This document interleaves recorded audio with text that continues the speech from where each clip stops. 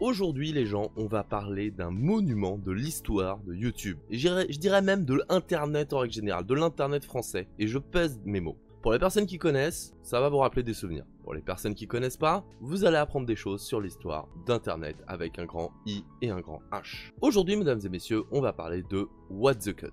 Et là, si c'était une vidéo YouTube, je ferais un montage, tu sais, avec plein d'extraits d'Antoine et tout machin. Alors, pour les personnes qui ne connaissent pas What the Cut, vous inquiétez pas, je vais vous expliquer ce que c'est avant qu'on regarde la vidéo en question.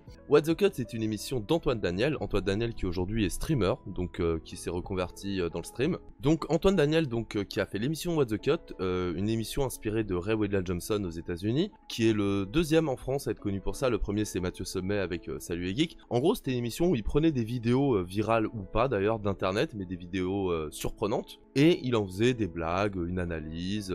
C'était très barré, c'était très humour pipi caca, humour délirant, on va dire, humour absurde. C'était vraiment très cool. C'était vraiment un pilier d'internet, Antoine Daniel, de l'internet français. À l'époque, il y avait vraiment deux teams, enfin 3 teams si vous voulez, enfin 4 en vrai. Il y avait 4 teams de personnes qui faisaient du contenu sur internet. Il y avait 2 teams qui étaient très à part, qui étaient très niche mais en même temps très grosses. C'était le gaming, avec tout ce qui était Squeezie, Diablo X9, Monsieur Level 12, etc.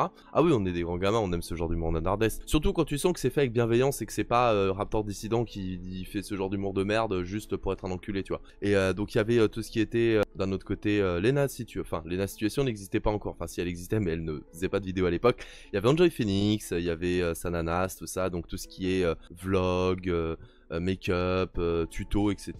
D'ailleurs, Enjoy Phoenix avec qui j'ai pogoté à Sum 41. Je pose ça là. Et mais ça, c'était plus les deux grosses niches. Mais sinon, il y avait vraiment deux vrais, pas camps, même si un peu. Il y avait les youtubeurs mainstream, donc les podcasters à la Cyprien, Mister V, Hugo tout seul, et je n'oublie personne. Et de l'autre côté, il y avait tout ce qui était les gros outsiders. Donc tout ce qui est joueur du grenier, tout ce qui est What the Cut, tout ce qui est Fanta et Bob, Blink the Sun, etc. Qui étaient deux groupes qui sûrement s'entendaient, mais à l'époque ils parlaient pas trop les uns avec les autres, et ils se montraient pas beaucoup ensemble. Et dans le côté outsider, un peu plus geek à l'ancienne, Antoine Daniel a vraiment pété un plafond de verre. Antoine Daniel, avec What the Cut, il a vraiment aidé énormément à faire passer de gens de YouTube et Internet, c'est pour le porno, c'est pour la musique, c'est pour les vidéos de chats, les trucs comme ça, à ah oui d'accord, il y a les vidéastes, et pas que Norman Cyprien, merde je l'ai dit, putain, je voulais pas dire son nom à l'autre enculé, mais bon voilà, pas que Cyprien et compagnie, tu vois. Il a vraiment réussi à faire un pont. Il fait partie de ceux, je dirais, si on devait faire une comparaison musicale, un peu comme Linkin Park ou Korn ou d'autres ont réussi à faire passer des gens de on regarde que du mainstream à on regarde des trucs plus de niche, et inversement, même si le inversement est moins vrai. Et donc Antoine Daniel a fait son émission What the Cut pendant quelques années, et en 2015 il a arrêté. Alors ça se voyait qu'il a arrêté. C'est pas comme Mathieu Sommet qui limite en fait avec le recul tu te rends compte que Mathieu il y avait des indices, mais c'était pas aussi brutal. Mathieu a arrêté un an après d'ailleurs, son émission Salut les Geeks. Et Antoine, qui faisait normalement une vidéo par semaine, est passé à 2 semaines. Et après c'était un What the Cut tous les 6 mois. Et après il a totalement arrêté pour devenir streamer. Et donc aujourd'hui, on va regarder une vidéo d'Adam Bros. Donc si vous connaissez pas Adam Bros, c'est un vidéaste très sympathique, que j'aime beaucoup en vrai. Il fait vraiment des très bonnes choses. Et c'est un vidéaste qui fait des vidéos sur la pop culture en général. Beaucoup internet également, hein, vraiment il fait vraiment du très bon boulot. Il aime beaucoup tout ce qui est philo, sociaux, ouais, très qualitatif. Le seul truc que je regrette, c'est pas un reproche parce que c'est sa DA et que bah il fait ce qu'il veut. Ce serait plus, c'est dommage qu'il soit pas plus divertissant. C'est juste ça. C'est juste que il y a des fois où j'ai envie de regarder ces vidéos parce que le sujet m'intéresse, mais je sais que ça va être très scolaire et que je suis en mode bon, j'ai envie d'un truc un peu plus, tu vois, genre c'est dommage que il ait pas un truc un peu plus à la Usul ou à la Diable Positif ou d'autres qui arrivent ou même Link the Sun, tu vois, pour quelque chose de plus global, qui arrive à être à la fois pertinent dans les infos, intéressant, on apprend, mais en même temps on se marre un peu.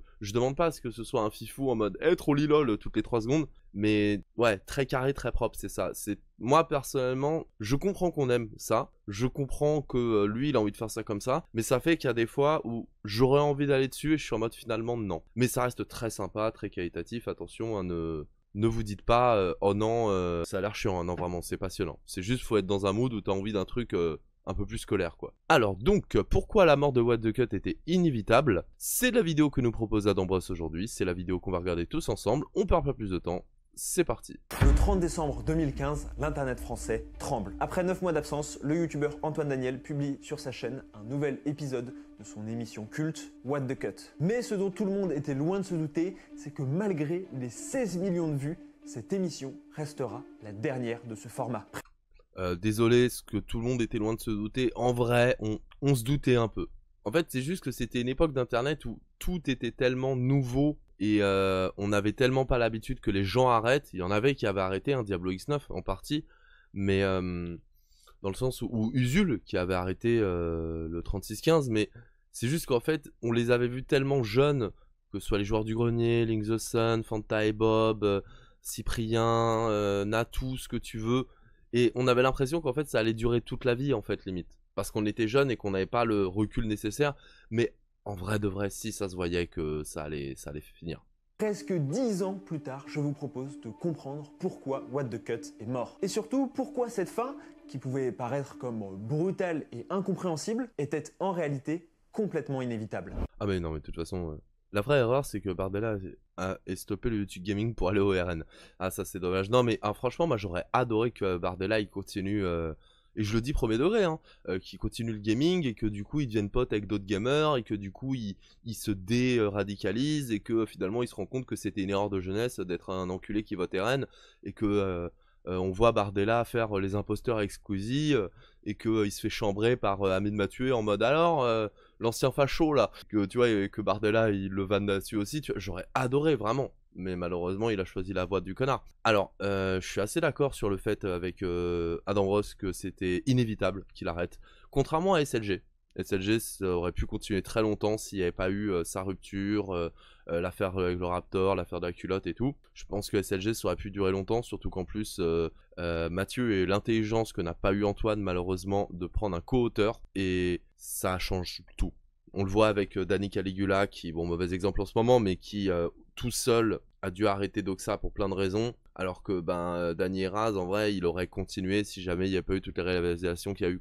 D'ailleurs, peut-être que j'en reparlerai de l'affaire Danny, parce que c'est vrai que j'avais donné mon avis au début, et après on a eu d'autres infos, donc mon avis a un peu changé, vous vous doutez, mais c'est arrivé pile au moment où j'allais pas bien, donc voilà.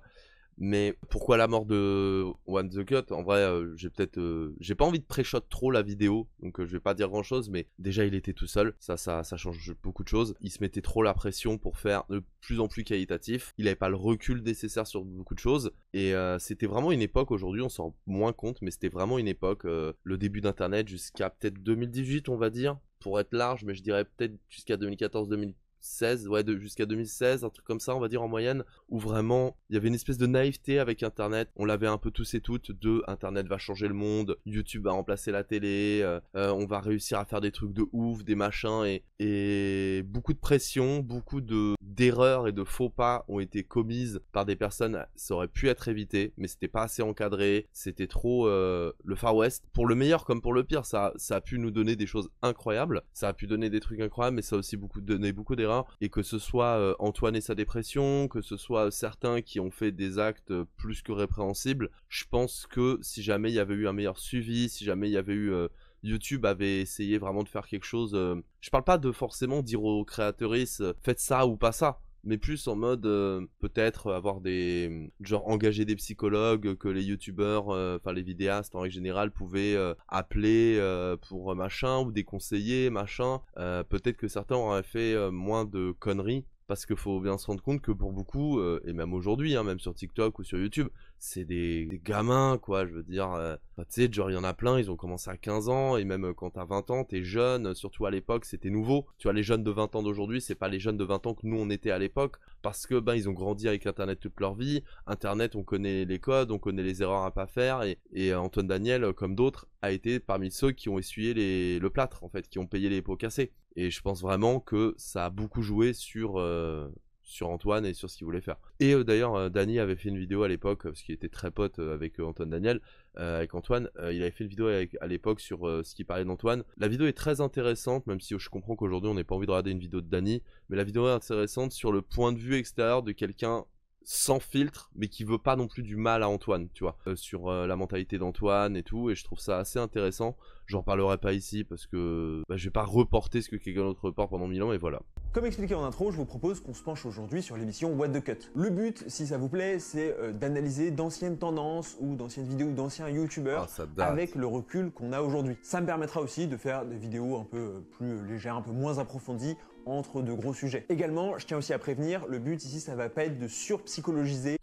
On a aussi connu l'époque où ça allait moins vite et les bad buzz pouvaient durer des mois. Ouais, déjà, ça c'est vrai aussi, hein, tu fais très bien de le dire, Degenai. Les bad buzz, comme les good buzz, tout pouvait durer des mois. Et surtout, en fait, tout le monde était au courant de tout très vite. Là où aujourd'hui, tu peux avoir un bad buzz de... En fait, plus ça va, plus Internet fait en sorte qu'il y ait plein de grosses niches au lieu d'avoir le truc mainstream et des petites niches autour. Genre, tu le vois, hein, niveau musique de l'été, il y en a de moins en moins. Une musique fédérateur que quasiment tout le monde connaît. Par contre, il y a plein de petites niches.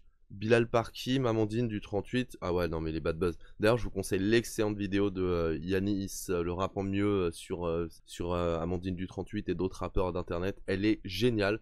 Peut-être qu'on se la fera un jour ensemble parce qu'elle est vraiment trop bien. Non, et puis même, il y en a plein, ils en ont pris plein la gueule, hein, c'est terrible.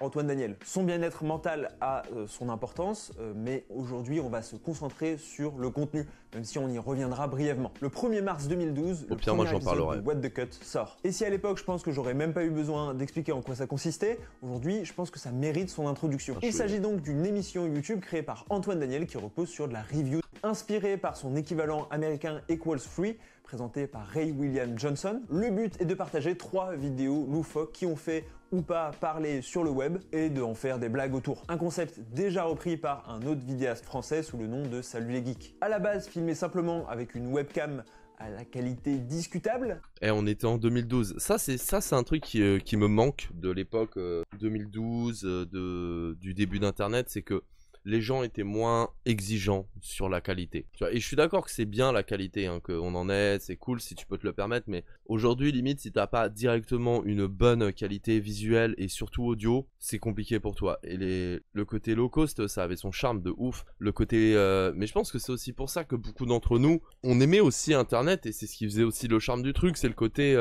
ah ouais, ce gars dans sa chambre avec son papier peint de merde, qui parle de trucs comme moi, tu vois, en fait, tu vois. Et je pense que c'est aussi ce qui avait fait le succès des podcasteurs de l'époque. C'est le côté, ah oui, le truc du quotidien et tout. Et on se reconnaissait dans ces gens-là. Et du coup, ça nous donnait aussi envie d'en faire nous aussi. Enfin, il y a plein de trucs à dire. Et au rythme ultra rapide, What the Cut trouve finalement son public en France et devient important dans le paysage YouTube. Ah oui, c'était rapide de ouf, mais c'est ça qu'on aimait. Hein, et c'était absurde, c'était génial. Et...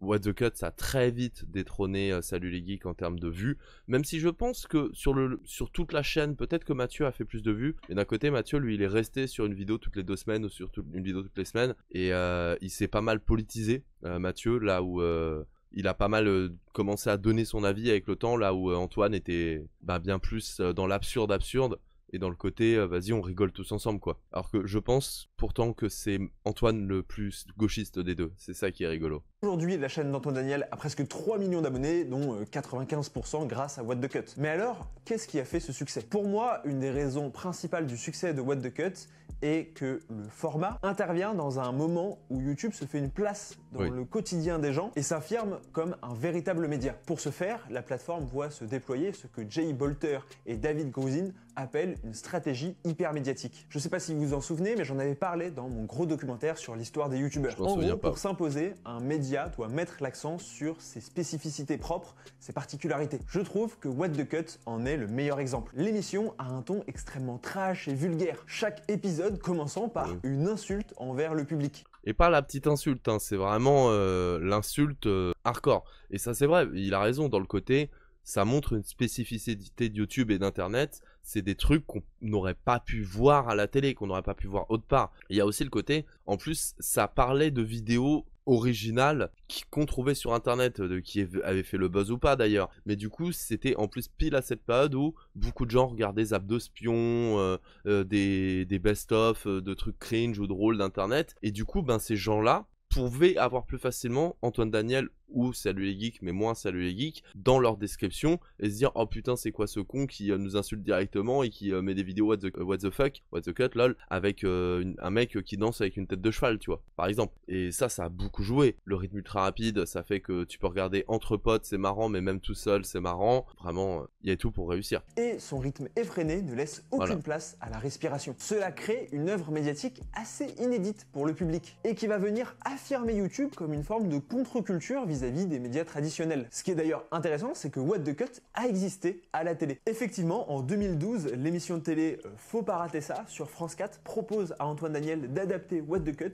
en une petite pastille d'1 minute 30 qui revient sur les actus d'internet. Et c'est une catastrophe. Un des trucs que je préfère, c'est le regard du chat à la fin de la vidéo. Bon, arrête de te foutre de moi et file-moi un bonbon. N'empêche que s'il y a bien une leçon à retenir de cette vidéo, c'est celle-ci. Voler, c'est pas cool.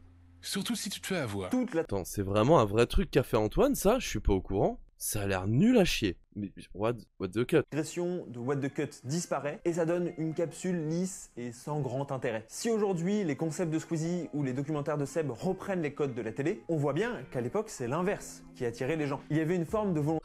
Moi non plus, j'étais pas au courant avant de voir la vidéo. Ah mais j'ai pas vu encore cette vidéo là, donc j'étais pas du tout au courant. Et punaise, incroyable. De pousser toujours plus loin les limites du possible, à tel point que dans le 7e épisode, à la base, il avait même laissé un pénis au premier plan, pas flouté. Mais la stratégie médiatique va plus loin. Si vous avez vu ce pénis, c'est que vous êtes vieux. Que le côté edgy. Sur ma chaîne, il y a un phénomène dont j'ai très peu parlé et qui est pourtant rapidement devenu un élément majeur de notre culture populaire.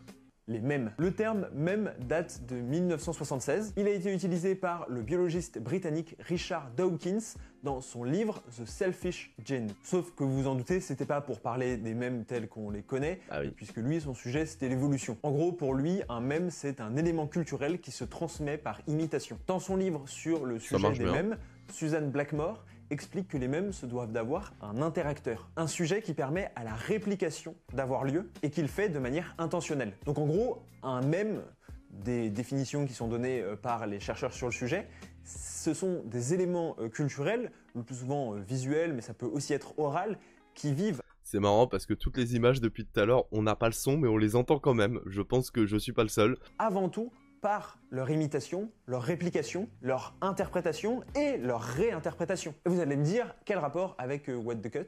Bah déjà, What the Cut, il a fait v'là les mêmes, encore une fois, hein, le C'est normal en Russie, sauf au chalet, etc. Et surtout, bah, il utilise des vidéos virales ou pas d'internet, mais du coup, il interagit et il modifie des trucs, donc ça a totalement dans l'idée. L'émission est truffée de mèmes à différents niveaux. Certaines vidéos critiquées sont des mèmes ou devenues des mèmes. Certains mèmes connus comme le pop pop pop sont utilisés pour rythmer la vidéo. Et parfois, certaines séquences d'Antoine Daniel sont également devenues des mèmes. On est alors en plein dans ce qu'Henry Jenkins appelle la culture participative. À savoir la capacité de tout à chacun de participer à son échelle à la construction d'une culture en reprenant, détournant et par la même occasion créant de nouveaux éléments culturels. What the Cut en est rempli, voire même en déborde. Cette émission est la quintessence du mème, car elle s'en sert, elle en détourne et elle en crée de nouveau. Maria Molina identifie l'intertextualité comme l'un des... J'aime mettre mon P dans des yaourts, Ah mais incroyable. Mais j'adorais premier degré cette musique.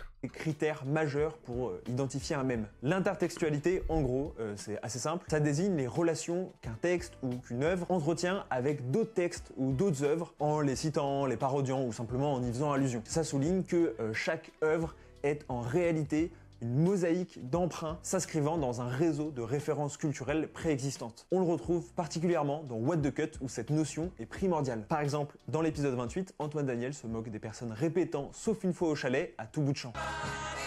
On l'a tous fait au moins une fois. Une fois au chalet. Ta gueule! Eh bien, l'homme de la première vidéo fait carrément un vidéobombe en direct à la télévision américaine et c'est un des plus beaux que j'ai vu de toute ma vie. Ensuite, il va même mettre une des vidéos qu'il review en relation avec une autre vidéo dont il a déjà parlé. Le mec me fait carrément penser à cet autre gars que j'avais montré dans une de mes précédentes vidéos. Et c'est ce qui fait une des plus grandes forces de What the Cut, en plus de son ton et de son rythme effréné dont on a déjà parlé, c'est son côté quasiment world building. Petit à petit, cette intertextualité au sein des épisodes devient un univers à part entière.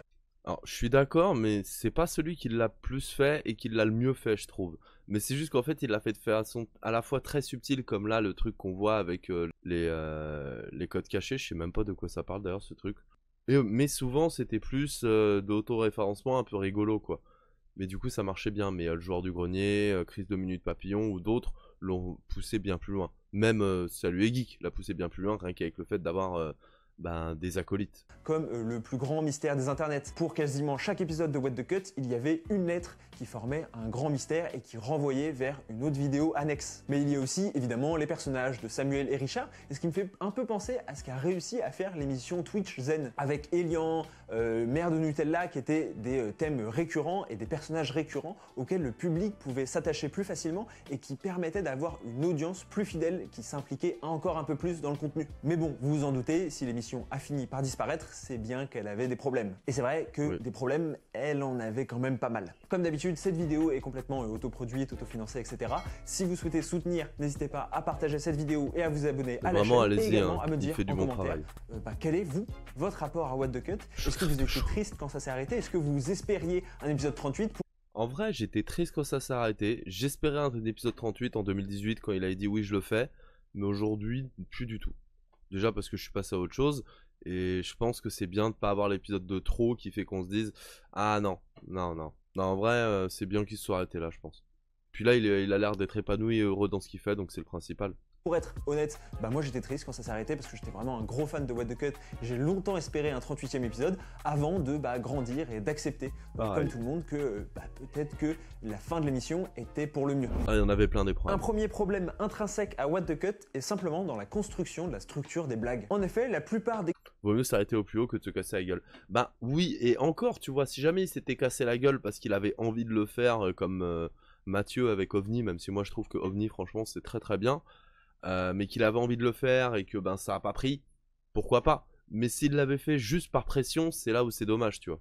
Les gags de l'émission reposent tous sur la même mécanique, à savoir un humour par décontextualisation ou recontextualisation. C'est un genre d'humour qu'on rencontre absolument tout le temps, partout, notamment auprès des stand-uppers les plus paresseux. En gros, vous prenez une situation initiale ou un comportement un peu particulier, et là, soit vous le transposez dans une autre situation qui n'a rien à voir. Par exemple, dans l'épisode 25 de What the Cut, Antoine Daniel compare le fait qu'un jeune homme allume sa cigarette au chalumeau à l'idée de remplir sa bouteille d'eau avec un pommeau de douche. Le mec, il allume sa cigarette avec un putain de chalumeau. C'est comme si tu remplissais un tout petit verre d'eau avec un pommeau de douche. On le voit à peine, le pommeau de douche. L'autre technique qui repose sur la même structure, c'est de reprendre cette situation et de la mettre dans une situation de la vie de tous les jours. Toujours dans l'épisode 25, il se demande ce que ça donnerait si jamais ce jeune homme, qui donc finit par manger la cigarette, le faisait dans la vie de tous les jours, dans une situation banale. C'est vrai que ça faisait un peu trop podcast à l'ancienne, sans ajouter de plus-value.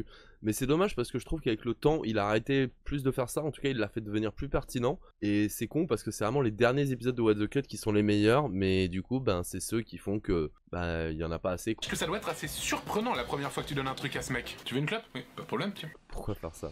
Même aujourd'hui, je me pose la question. Internet, c'est merveilleux. Et il reprend cette même blague lorsqu'ensuite il critique la vidéo d'Eddie Malou. Ce genre de personne doit être absolument horrible dans la vie de tous les jours. Tiens, tu veux un peu de sel avec tes anchois? Oui, je pense que vidéoludiquement, on est proche d'un CAC 40 sous-évalué. Ça c'est clair, c'est même l'évidence même. Et que l'égocentrisme n'est pas une fin sociétale à but non lucratif mort qui entre en résistance sous les ramifications. Moi, ces blagues-là, j'ai trouvé un peu... Et vous pouvez prendre n'importe quelle vidéo de What the Cut, notamment les premiers épisodes, vous êtes quasiment sûr de tomber sur un gag du même genre. Après, c'est la facilité, et puis tout le monde le faisait un peu à l'époque, et puis tu te cherches, donc tu vas le temps d'affiner son art, de peaufiner et tout, ça demande du temps, ça demande d'essayer, de faire de la réflexion, donc en vrai, je pense que c'est pas si dommageable, parce que je pense qu'il y a plein de gens qui trouvaient ça marrant et qui se disaient lol, MDR, trop raison, tu vois. Mais sur le long terme, oui, ça peut lasser. Et c'est pas une critique, c'est normal parce que oui. c'est un ressort comique ultra efficace. Le problème que ça pose, c'est que sa répétition diminue son efficacité. Il y a plein de théories sur pourquoi l'humour nous fait rire et qu'est-ce qui nous fait rire en particulier. Une théorie très populaire est celle de l'incongruité, proposée par Jerry Soules. L'humour reposerait sur ce qui apparaît comme incongru, donc déplacé, surprenant et un peu transgressif. C'est le fameux pourquoi est-ce que j'ai une érection qui intervient juste après une séquence dérangeante par exemple. Ah oui, cette meuf. Pourquoi est-ce que j'ai une érection? Sauf que si vous répétez le même schéma, la surprise liée à l'incongruité finit par disparaître. Tout simplement parce que vous la voyez venir. On se doute qu'Antoine Daniel va mettre en scène le comportement étrange de la vidéo dans une autre situation ou au contraire dans la vie de tous les jours. Et donc on rigole plus, ou en tout cas on rigole moins. Et c'est pour ça que moi je trouve que personnellement sur le temps long, SLG est meilleur que What the Cut, parce que même si What the Cut, les meilleures blagues de What the Cut sont meilleures que les meilleures blagues de SLG, SLG arrive à plus diversifier ses blagues et ses façons de faire, et en plus comme il a plusieurs sidekicks, même si tu sais qu'il y en a un qui va arriver, tu sais jamais lequel, enfin il y a des fois où tu t'en doutes, mais ça rend la chose moins redondant et moins attendue je trouve. Va donc le forcer à devoir toujours redéjouer les attentes du spectateur qui s'adapte constamment. C'est un problème rencontré actuellement par le joueur du grenier qui s'en sort cependant très bien, mais pour qui le nombre de blagues réactions à des mauvais jeux reste très stéréotypé. C'est le fameux mais les développeurs ils ont pris de la drogue ou quoi? L'arc-en-ciel est juste une réflexion de la lumière à travers l'eau. Mais quoi?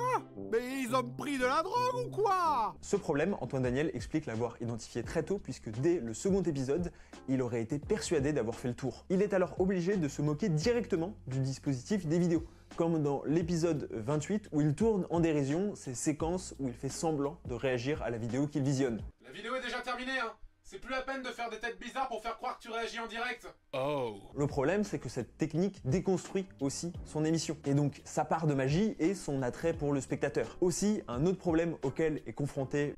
Et tous ces problèmes-là, ils sont pas si graves en soi. Tu vois, on peut se dire, c'est pas si grave. Le problème, c'est sur le temps long, en fait. C'est que comment tu te renouvelles, comment tu arrives à faire les choses. Et en plus, il était tout seul, Antoine, il était même pas avec comme... JDG qui était avec Seb et une partie du temps Karim qui arrive à donner de la fraîcheur et puis en plus qui se sont professionnalisés. Peut-être que si Antoine avait pris quelqu'un pour faire les épisodes et que sur le long terme il avait peut-être accepté un peu plus le jeu des sponsors etc pour faire quelque chose de carré et faire plus de fiction même si c'est absurde la fiction comme les derniers épisodes, peut-être que il aurait pu s'adapter tu vois. Mais c'est vrai qu'à l'époque compliqué de rester longtemps en faisant ça. Le vidéaste, ce sont les conséquences négatives de son format, qui mènent parfois à des moqueries, voire à du harcèlement, auprès d'internautes qui, le plus souvent, ont simplement rien demandé. Dès le premier épisode, et ce qu'il dit d'ailleurs plus ou moins regretté, il se moque d'une personne qui est clairement en situation de handicap, et qui se filme simplement dans sa chambre. Pire, dans le 6e épisode, donc bien avant l'arrivée du succès, il laisse même au premier plan le numéro de téléphone d'une des personnes dont il review la vidéo, qui va se faire appeler, et donc la vidéo sera strikée pour des raisons assez évidentes et logiques. Cette problématique deviendra même un cas de conscience pour Antoine Daniel. Et Antoine, Mathieu aussi l'a mal vécu, mais moins qu'Antoine, j'ai l'impression, en tout cas il en parlait moins. Et Antoine Daniel, ça l'a vraiment limite trauma, et c'est pour ça qu'il a arrêté de faire des Français. Et c'est l'une des choses aussi qu'il a beaucoup travaillé sur le côté arrêter What the Cut, parce que même si lui il était dans la bienveillance et dans le côté on se fout de sa gueule, mais c'est plus on rigole avec lui que de lui, entre guillemets, même si c'était de lui, mais vous voyez l'idée, il y avait ce côté, les gens étaient méchants en fait, et en fait le problème c'est que son humour troll, irrévérencieux à Antoine Daniel, son côté très blague scatophile, humour grossier, etc., ça fait que ça ramenait un public de gamins edgy, un peu con et méchant, que lui n'était pas, même s'il l'a peut-être été à une époque, mais que lui n'était plus en tout cas. Et du coup il l'a dit d'ailleurs quand il a fait le canapé de je sais plus comment il s'appelle, de Quoi de neuf Docteur là, que au bout d'un moment quand tu vois ton public et qu'il est comme ça et que toi t'es pas du tout comme ça, tu te poses des questions quoi. Qui admettra s'être senti très inconfortable dans cette position quasiment de bully une fois la popularité arrivée. En devenant une figure médiatique importante, les responsabilités vis-à-vis de sa communauté sont également arrivées et ont été plus difficiles. Ah ouais, alors ça c'était, je sais plus, c'était Japan Expo ou Made in Asia ou un truc comme ça, mais en gros il était sur scène et voilà, il fait sa conférence et c'était horrible pour lui, il en a reparlé plusieurs fois en live.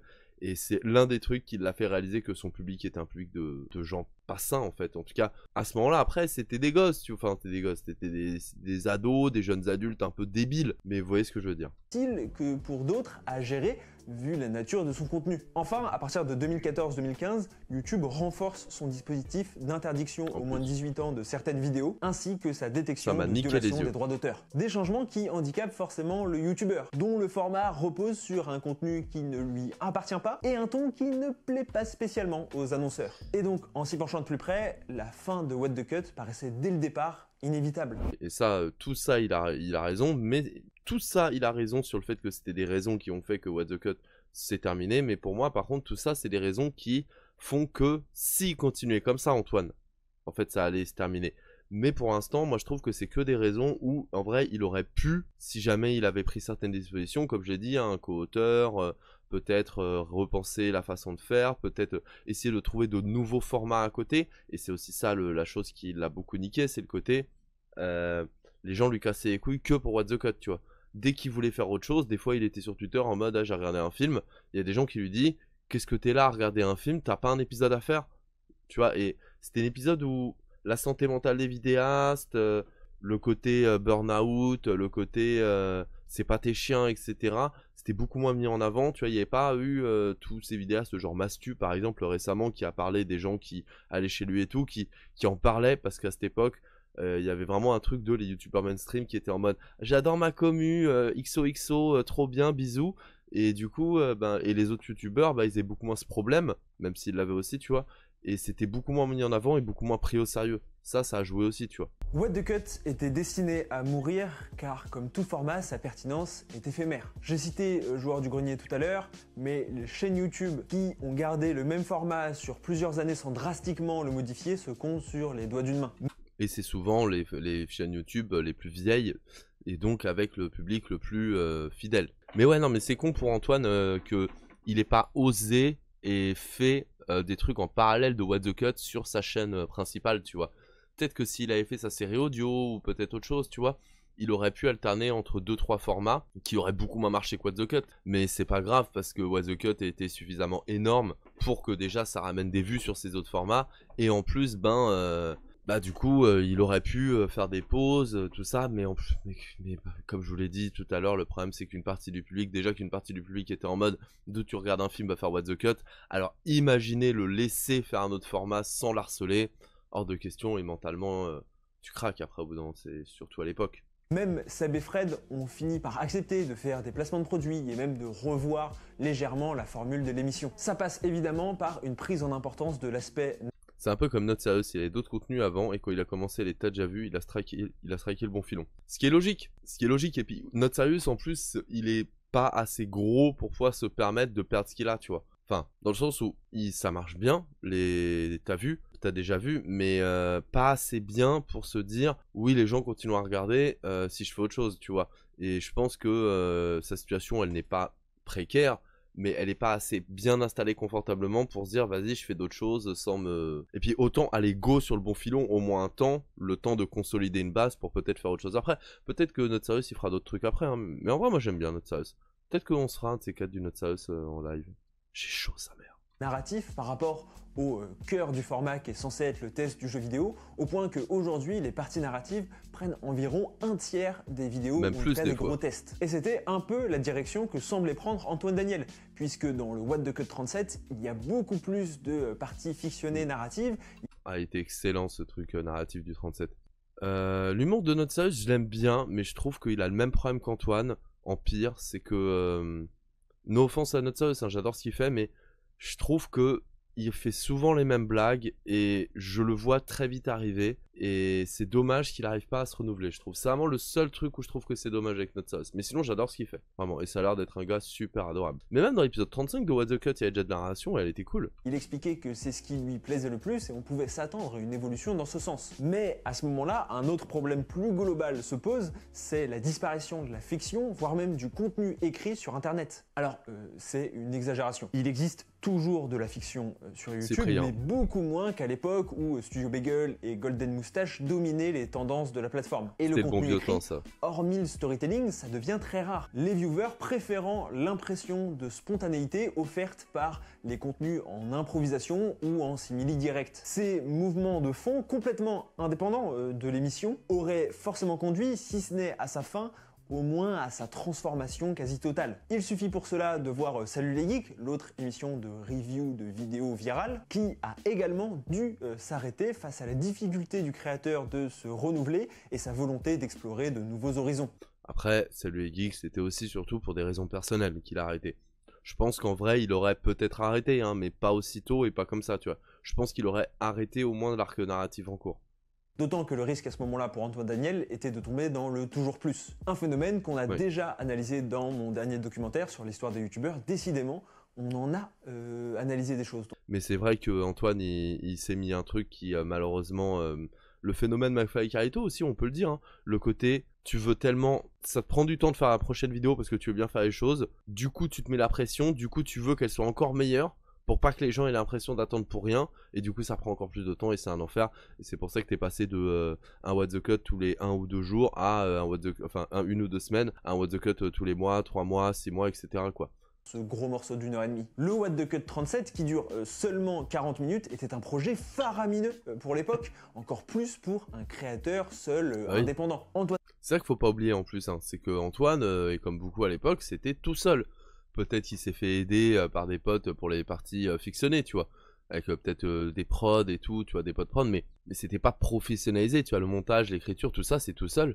Et on sous-estime vachement à quel point les youtubeurs surtout de l'époque, et même les petits youtubeurs même aujourd'hui, à quel point c'est un effort mental de ouf de vraiment tout faire tout seul, de l'idée de base à l'écriture, montage, tournage, media maker, etc. C'est plein de métiers en un, et c'est compliqué. Daniel se sentait obligé de proposer toujours plus, toujours mieux, et même de justifier ces semaines d'absence sans vidéo par peur de la réaction du public. Sauf que cette course mène forcément à l'échec. Au contraire, il vaut mieux le plus souvent être capable d'identifier ses propres limites avant même de les atteindre. Ouais, et puis surtout, il y a aussi le truc de soit tu identifies tes limites et t'arrêtes, soit ben, tu te dis, hé les gars, c'est ma chaîne, je fais ce que je veux. Mais à l'époque, c'était compliqué, surtout qu'il y avait une vraie pression populaire, et puis le public, t'avais l'impression que c'est lui qui te portait, qui te soutenait, et puis quand t'es quelqu'un qui était un peu paumé dans ta vie peut-être, et qui est en mode sans internet je suis rien, etc. C'est compliqué de gérer cette pression. Pour reprendre l'exemple de Zen, qui pour moi a beaucoup de parallèles puisqu'il repose aussi sur les mêmes, sur l'incongruité et sur un format très spécifique, ils ont décidé d'arrêter au bout de seulement 3 saisons. Ça peut paraître court, surtout vu le succès de l'émission, mais pour certains, c'était déjà trop tard. L'émission était déjà devenue redondante, répétitive et même sans intérêt. Bon, ça les a pas empêchés de finir à Bercy avec un immense show et de finir quand même pas loin de leur apothéose, mais c'est pour montrer la difficulté de s'arrêter au bon moment. Alors... Et puis, le problème, c'est que s'arrêter au bon moment, en fait, s'arrêter tout court, c'est compliqué, hein, parce qu'il y a le côté, si je m'arrête, je peux plus revenir en arrière ou très difficilement. Alors que si ça se trouve, je continue, tu te dis, ouais, mais c'est peut-être une mauvaise période et que ça ira mieux après, etc. C'est vraiment très compliqué. Finalement, peut-être que s'arrêter à What the Cut 37 était la meilleure solution pour Antoine Daniel, même si sur le moment il ne l'a pas vécu ou il ne l'a pas pensé comme tel. Mais en fait, le vrai problème auquel aurait été confronté What the Cut est bien plus large que ça. Pour moi, il subissait et aurait subi la fin d'une forme de candeur sur internet liée à l'exposition publique. Une des difficultés rencontrées par Antoine Daniel sur la fin est que certaines personnes se mettaient en scène exprès dans des vidéos gênantes avec comme objectif de participer à l'émission. C'est le cas par exemple des jeunes du clip dans l'épisode 28 qui ont fait exprès de faire une musique gênante, naze, de rater certains plans avec comme défi de participer ou de passer dans What the Cut ou Salut les Geeks, un défi qu'ils ont réussi et qu'ils ont ensuite eux-mêmes avoué. En vrai, des génies hein, les gosses, le syndrome vidéo gag exactement, et il y a aussi ce problème avec les tribunaux de banni sur Twitch qui sont beaucoup critiqués pour ça, à raison comme à tort, je vois les deux points de vue, mais le côté tribunal de banni c'est cool, mais le problème c'est qu'il y a des gens, ils font exprès de faire des dingueries pour se retrouver dans les tribunaux des bannis de leur vidéaste préféré. Et c'est vrai qu'à l'époque quand Antoine a commencé, quand moi j'ai commencé, parce que j'ai commencé un an avant Antoine, enfin 6 mois avant Antoine du coup, il y avait ce côté, internet c'était beaucoup plus de niche, les créateurs ils étaient moins harcelés, il y avait ce côté, à la fois c'était des gens normaux pour le bon mais aussi le mauvais côté, mais ça avait pas pris autant d'ampleur, et quand il a arrêté c'était vraiment le début où l'ampleur elle prenait un truc mainstream de ouf, mais du coup avec tous les mauvais côtés qui vont avec. Antoine Daniel. Le groupe de musique avec les jeunes piscines mauvais fond vert, c'est mes potes qui ont fait exprès de faire un clip de merde et tout le lycée s'en battait les couilles, et ce fut un échec pour lui. Mais je sais que c'était un faux truc, je les avais rencontrés à une convention à une époque, ils étaient venus me voir et on avait parlé. Et il m'avait dit que ils faisaient une chaîne de défis et leur défi c'était faire une vidéo suffisamment ratée volontairement pour passer dans SLG ou WTC, et ils avaient réussi. Et cette anecdote, elle est tout sauf anodine. On voit se développer, encore plus avec TikTok et l'User Generated Content, une forme de performativité des internautes qui prennent de plus en plus conscience qu'ils évoluent dans un espace public et donc de leur potentiel viral. D'ailleurs, j'avais fait une vidéo sur Blazy, sur Two Man Show, une petite vidéo de 7 minutes. Si vous voudrez, on la regardera ensemble, ça peut être marrant. Mais pourquoi pas là après? Ça peut être drôle en vrai. En gros, où je disais que le Truman Show avait totalement échoué dans son message. Mais en vrai, je suis assez chaud pour la faire après, si ça vous dit. Vous me dites ce que vous en pensez, c'est une petite vidéo de 7 minutes. Donc, et puis, ça me permet de retourner dans les souvenirs de mes anciens trucs. En vrai, ça peut être cool. Un peu comme la personne qui avait dit on va chez Quick, wesh, qui en fait était une mise en scène. Ça rejoint évidemment la théorie d'Irving Goffman sur la mise en scène de la vie quotidienne. Nous jouons sur internet encore plus un rôle qu'avant. Et cela pour de plus en plus. Je me rappelle le boys band des gamins russes, ils avaient fait un remake, ça faisait bizarre de les voir aussi vieux. Ah non mais ça c'est terrible, hein. Surtout les boys band quoi, parce que c'est censé avoir une image de fraîcheur, de jeunesse, et ah là, quand tu les vois vieux, tu te dis... Enfin quand tu les vois vieux en voulant continuer de faire en mode boys band, oh c'est cringe. Les meilleures vidéos dans What the Cut sont à l'opposé de cette démarche. Au contraire, elles découlent d'une forme de naïveté de la part de leurs créateurs. Et c'est ce qui... Bah oui non mais c'est comme les nanars en fait. Si tu fais un nanar en ayant comme but de faire un nanar, bah c'est pas un vrai nanar et du coup ça perd de la candeur et de la naïveté. Ce qui est beau avec les vidéos que What the Cut et SLG font et avec les nanars, c'est le côté on a fait de notre mieux et c'est quand même de la merde. Et le problème c'est que déjà il y a une partie du public qui regarde ça avec condescendance, avec mépris, en mode oh, c'est des merdes. Et il y a une partie du public comme moi et des créateurs comme Antoine et Mathieu qui sont en mode oh là là c'est de la merde. Après force à toi, t'as essayé hein. Mais c'est bien de la merde, mais on rigole plus avec toi de ce que t'as fait plutôt que de toi. Mais le problème c'est que la frontière entre les deux est très fine et que malheureusement l'effet de groupe, tout ça, font que il y a pas mal de gens, ils voient pas la différence quoi.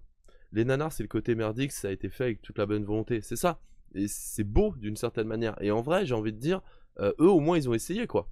C'est beaucoup plus facile de se terrer derrière son écran anonymement et de dire lol suicide-toi tu sais rien faire, plutôt que être en mode prendre le risque d'être devant la caméra, de dire son truc, de se foirer. Désolé, je trouve les gens qui font ça bien plus courageux, tu vois. Fait leur malheureux et triste intérêt. Un problème similaire se voit aussi dans la télé-réalité. J'ai eu comme professeur à l'université des producteurs d'émissions de télé-réalité qui expliquaient la difficulté d'obtenir des séquences qui avaient l'air sincères avec des candidats de télé-réalité de nos jours. Car au moment des premières émissions comme Love Story, les candidats n'avaient pas conscience de la portée médiatique de leur exposition. Il y avait je sais plus qui en avait parlé de ça, de Love Story, ce qui était bien à l'époque, ouais c'est le côté...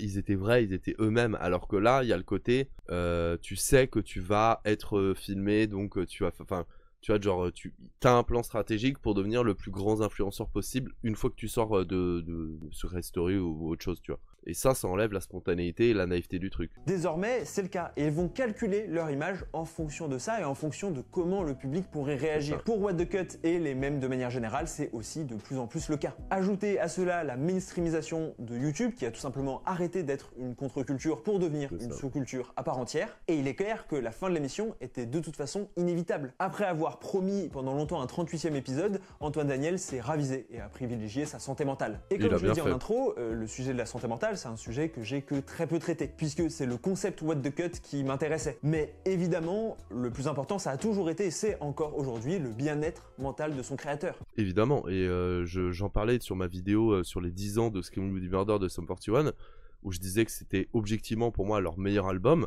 un album qu'ils pourront plus jamais refaire, bon surtout maintenant qu'ils se sont séparés, tout simplement parce que c'était une période très difficile pour Derrick et une période vraiment à part. Et même si j'adore cet album, je n'aimerais pas un autre album d'eux, même s'il est tout aussi bien, si c'est pour que ça le fasse de nouveau risquer de mourir, tu vois. Donc c'est ça qui est compliqué avec les chefs-d'œuvre des fois aussi, tu vois. Ça va aussi avec la santé mentale du ou de la créatrice. Désormais, il semble pleinement s'épanouir sur Twitch et a laissé pour de bon l'émission derrière lui. Et en y repensant ou en revisionnant certaines émissions, ça peut laisser un goût doux amer. Mais pas de doute de mon côté, dès le début, What the Cut était voué à disparaître. Bon voilà, j'espère que cette vidéo est un petit peu plus légère.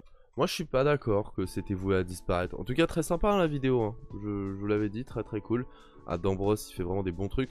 Moi je pense pas qu'elle ait été vouée à disparaître. Je pense que, en fait, pas vis-à-vis de ce qu'il a dit. Moi, je pense que c'est plus vis-à-vis du côté psychologique que c'était voué à disparaître. Dans le côté où Antoine, sur le long terme, les changements, tout ça, que ce soit Internet, qui devient de plus en plus mainstream, les changements qu'il aurait dû faire pour continuer, il n'aurait pas été prêt à les faire. Et il allait déjà trop mal et il s'était fait déjà un public de petits cons. Donc il y a vraiment tout ça qui ont fait que oui, ça c'était inévitable sur le long terme. Mais je pense vraiment que si on oublie ça, il y avait des trucs qui auraient pu largement être évitables.